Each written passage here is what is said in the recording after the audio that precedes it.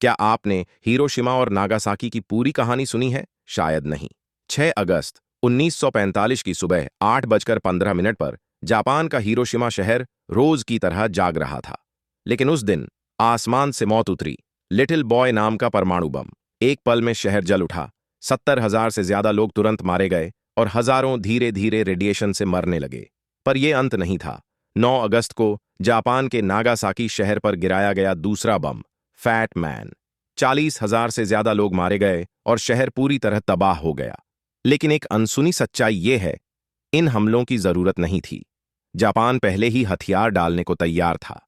कई इतिहासकार मानते हैं कि यह हमला दुनिया को अमेरिका की शक्ति दिखाने के लिए किया गया था, खासकर सोवियत संघ को। और एक चौंकाने वाली बात यह भी है, बम गिराने से पहले अमेरिका ने जापानी डॉक्टरों और वैज्ञानिकों को कोई चेतावनी नहीं दी थी, क्योंकि वे देखना चाहते थे कि रियल टाइम में मानव शरीर पर रेडिएशन का असर क्या होता है।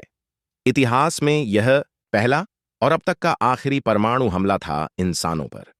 लेकिन सवाल आज भी जिंदा है, क्या यह एक जीत थी या इंसानियत की सबसे बड़ी हार? यह युद्ध का एक क्रूर अध्याय था जिसने मानवता को कटु सच से रूबरू कराया।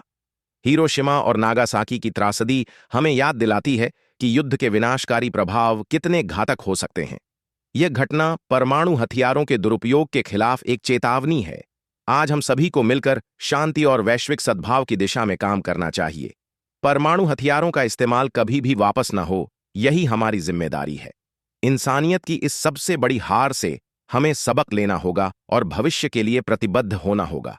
एक ऐसी दुनिया की कल्पना करें जहां युद्ध नहीं, बल्कि समझ और सहयोग हो, जहां हम अपने भेदों को भूलकर मिलकर मानवता की भलाई के लिए काम करें।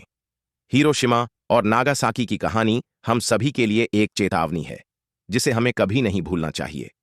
चलिए, इस त्रासदी से सीख लेकर एक बेहतर और शांतिपूर्ण भविष्य बनाएं, क्योंकि ये कहानी केवल इतिहास नहीं है, बल्कि हमारी चेतना का हिस्सा है। आइए हम सब मिलकर इस भयावह इतिहास को याद रखें और एक दूसरे के प्रति संवेदनशील बनें। केवल तभी हम मानवता की सबसे बड़ी हार से जीत की ओर बढ़ सकते हैं।